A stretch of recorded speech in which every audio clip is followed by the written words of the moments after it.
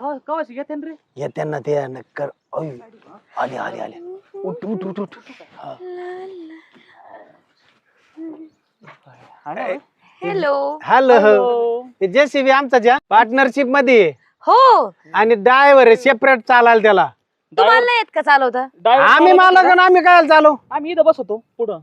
तर आम्हाला हे पाणी करायची असली ना ड्रायव्हरला सांगतो जेसीबी चालू कर. सोंड वर घ्यायची. आम्ही याच्यात बसत होत आणि सगळं बघत होत. बागाचे आम्ही.